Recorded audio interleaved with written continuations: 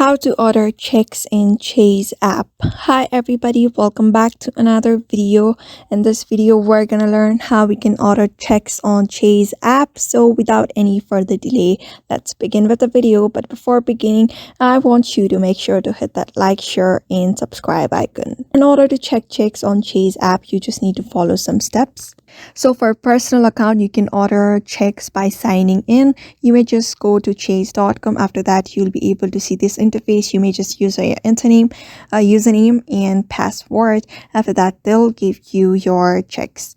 Another for business account is you just need to go to their check order page to sign in and order checks for your business account. So those are the two methods you can do in order to check the checks on your business.